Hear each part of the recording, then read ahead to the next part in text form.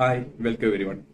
മറ്റൊരു വീഡിയോയിലേക്ക് സ്വാഗതം. ഇപ്പൊ നമ്മൾ ഈ വീഡിയോയ്ക്കകത്ത് പറയാൻ പോകുന്ന കാര്യം എന്താണെന്ന് വെച്ചാൽ, ഇപ്പൊ ബിഗിനേഴ്സ് ആയിട്ടുള്ളവരാണേലും ചെറിയ രീതിയിൽ ഒരു ഇന്റർമീഡിയറ്റ് ലെവലിലോട്ട് ചെറിയ രീതിയിൽ മുന്നോട്ട് പോയവരാണേലും എപ്പോഴും ചെയ്യുന്ന മിസ്റ്റേക്കുകൾ അത് ചെയ്ത് കഴിഞ്ഞിട്ടായിരിക്കും നമ്മൾ ചിന്തിക്കുന്നത് എന്താ പറ്റിയേ, എന്താ കാര്യമെന്ന് അറിയത്തില്ല.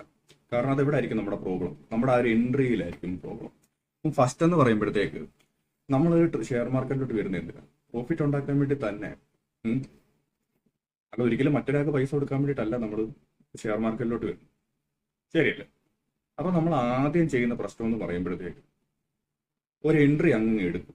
അതായത് യാതൊരു വിധത്തിലുള്ള ലോജിക്കോ യാതൊരു കാര്യമില്ലാതെ ഒരു എൻട്രി എടുക്കും. ഇത് ഞാനും ചെയ്തിട്ടുള്ള, ഈ പറയാൻ പോകുന്ന എല്ലാ കാര്യങ്ങളും ഈ പറയുന്ന ഞാനും ചെയ്തിട്ടുള്ള കാര്യങ്ങളൊക്കെ തന്നെയാണ്. പക്ഷെ നമ്മൾ ആ തെറ്റി കണ്ടെത്തി തിരുത്തുക എന്നുള്ളത്, അതാണ് നമ്മുടെ ഫാമിലിക്ക് നമ്മൾ പറഞ്ഞു കൊടുക്കുന്നത്. അതിപ്പോഴും ചെയ്യുന്നവർ കാണും, ഉണ്ടെന്നുണ്ടെങ്കിൽ തിരുത്തുക. അപ്പൊ നമ്മൾ ഒരു ഗ്യാമ്പിളിങ് പോലെ, അതായത് ഇപ്പോൾ ഒരുപാട് ഐറ്റങ്ങൾ കാണും, അപ്പൊ അതിൽ ഏതെങ്കിലും ഒരെണ്ണം സെലക്ട് ചെയ്യുക. അതായത് ആ ഒരു എൻട്രി എടുക്കുക. ചിലപ്പോൾ ആ ഒരു എൻട്രി ബൈ ചാൻസ് തന്നെ സെറ്റ് ആയേക്കും, ശരിയായേക്കും. പക്ഷെ അത് റോങ് ആകാനുള്ള ചാൻസും ഹൈ ആയിരിക്കും. അപ്പം ഫസ്റ്റ് ഗ്യാമ്പിളിങ് ഒഴിവാക്കുക.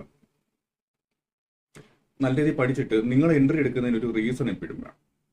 എന്തുകൊണ്ട് ഞാൻ ഇവിടെ എടുത്തു എന്ന് ചോദിച്ചു കഴിഞ്ഞാൽ ആ ഒരു റീസൺ വേണം.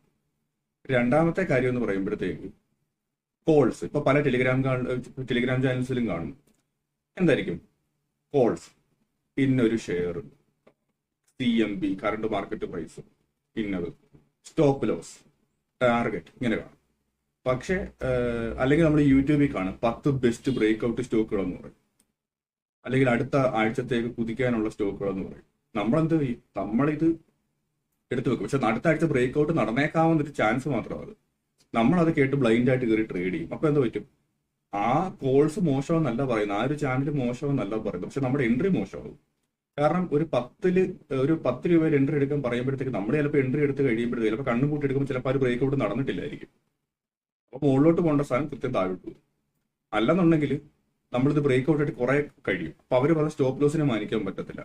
അവര് കൃത്യം എൻട്രി എക്സിറ്റ് എടുക്കുമ്പോഴത്തേക്ക് ആ ഒരു കൃത്യമായിട്ട് കിട്ടുമ്പോഴത്തേക്ക് അവർ ഓൾമോസ്റ്റ് അവരുടെ ട്രേഡ് പക്കയായിരിക്കും. പക്ഷെ നമ്മുടെ ട്രേഡ് സ്റ്റോപ്പ് ലോസും ആകത്തില്ല, ടാർഗറ്റും എത്തത്തില്ല, നമുക്കതൊന്നും അറിയത്തില്ല. അപ്പം അതും ക്ലിയർ ആയിട്ടൊന്ന് നോക്കുന്നത് വളരെ നന്നായിരിക്കും.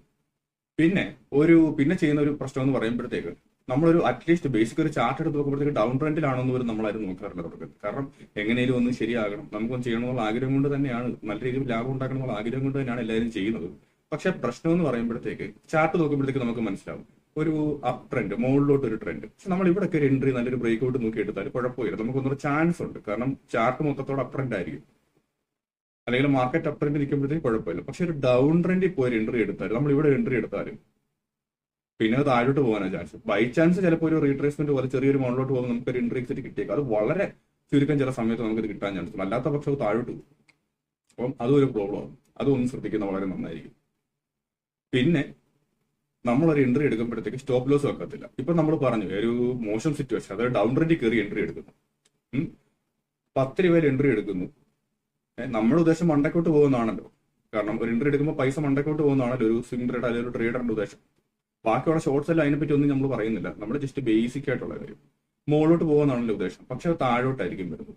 ശരി, 8 രൂപ നമ്മുടെ ഒരു ലോജിക്കൽ സ്റ്റോപ്പ് ലോസ് നമ്മൾ വെച്ചാൽ അത്രയും നഷ്ടം നമ്മൾ സഹിച്ചാൽ മതി. അല്ലെന്നുണ്ടെങ്കിൽ എന്ത് പറ്റും? അടുത്ത എന്നേലും കയറുമെന്നൊരു പ്രതീക്ഷയുടെ പുറത്ത് നമ്മുടെ ഫണ്ട് മൊത്തം അവിടെ ബ്ലോക്ക് ആയി പോകും. അപ്പൊ അത് ക്യാപിറ്റൽ ബ്ലോക്ക് ആകാനുള്ള ഒരു ചാൻസാണ്. അപ്പൊ ഏറ്റവും ബെസ്റ്റ് കാര്യം എന്ന് പറയുമ്പോഴത്തേക്ക് നമ്മൾ അത്യാവശ്യം പഠിച്ചിട്ട് നമ്മൾ ഒരു എൻട്രി എടുക്കുക. അറ്റ്ലീസ്റ്റ് നമ്മുടെ ഒരു എൻട്രിക്ക് നമുക്കൊരു ലോജിക്ക് വേണം, എന്തുകൊണ്ട് നമ്മൾ അവിടെ എടുത്തു. പിന്നെ ട്രെൻഡിന് ഓപ്പോസിറ്റ് ആയിട്ട് നമ്മൾ ചെയ്യാൻ പാടില്ല. പിന്നെ കോൾസ് കാര്യങ്ങളൊക്കെ എടുക്കുമ്പോഴത്തേക്ക് കൃത്യം നമ്മൾ അറ്റ്ലീസ്റ്റ് ഒരു കോള് വന്നു, ചെയ്യാൻ പറ്റിയ ഏറ്റവും ബെസ്റ്റ് മെത്തേഡ് എന്ന് പറയുമ്പോഴത്തേക്ക് കോള് വന്നു, നമ്മൾ ചെയ്യേണ്ട കാര്യം എന്ന് പറയുമ്പോഴത്തേക്ക് അത് ബ്രേക്ക് ഔട്ട് ആയോ എന്ന് അറിയാൻ നമ്മൾ ആ ഒരു ചാർട്ടൊക്കെ ഒന്ന് വരും, ടെക്നിക്കൽ അനാലിസിസ് ഒക്കെ പഠിച്ചിട്ട് നമ്മുടെ ചാനലിലെല്ലാം പഠിപ്പിക്കുന്നുണ്ട്, എല്ലാ കാര്യങ്ങളും പറയുന്നുണ്ട്. അപ്പൊ ബ്രേക്ക് ഔട്ട് ആയോ എന്ന് നോക്കുക. ബ്രേക്ക് ഔട്ട് ആയതിനു ശേഷം മാത്രം ഒരു എൻട്രി എടുക്കുക, ഒരു കൃത്യം പ്രോപ്പർ സ്റ്റോപ്പ് ലോസും വെച്ചിട്ട് എൻട്രി എടുക്കുക. അപ്പം ആ ഒരു 4 പോയിന്റ്സ് ആണ് ഇമ്പോർട്ടന്റ് ആയിട്ട് മെയിൻ ആയിട്ട് ഞാൻ കണ്ടിട്ടുള്ളത് വെച്ചിട്ട് എല്ലാവരും തെറ്റിക്കാനുള്ള ഒരു ചാൻസുകൾ. പിന്നെ ഒരുപാട് കാര്യങ്ങൾ, ഒരുപാട് ടിപ്പുകളും കാര്യങ്ങളൊക്കെ പറയാനുണ്ട്. അത് നമുക്ക് വരുന്ന വീഡിയോസിലെല്ലാം കൂടെ നമുക്ക് പഠിക്കാം. എല്ലാം പതുക്കെ ഓരോ വീഡിയോസ് ആയിട്ട് നമുക്ക് പഠിക്കാൻ പറ്റും. അപ്പം ഇപ്പോൾ ചെയ്യുന്ന ഈ പറഞ്ഞ മിസ്റ്റേക്കുകൾ എന്തെങ്കിലുമൊക്കെ ഉണ്ടെന്നുണ്ടെങ്കിൽ തിരുത്തുക. അപ്പം ചെറിയൊരു ഇമ്പ്രൂവ്മെന്റ് നമുക്ക് ഫീൽ ചെയ്യാൻ പറ്റും. അങ്ങനെ നമുക്ക് പതുക്കെ വലിയൊരു ട്രേഡർ ആകാം. നമുക്ക് ഒന്നിച്ച് മുന്നോട്ട് പോവാം, പ്രോഫിറ്റബിൾ ആയിട്ടുള്ള ട്രേഡർ ആകാൻ പറ്റും. ഓക്കെ, അപ്പം വീഡിയോ കണ്ട എല്ലാവർക്കും നന്ദി. എല്ലാവരും നല്ലൊരു ട്രേഡറായി മാറട്ടെ എന്ന് ആശംസിക്കുന്നു. Thank you.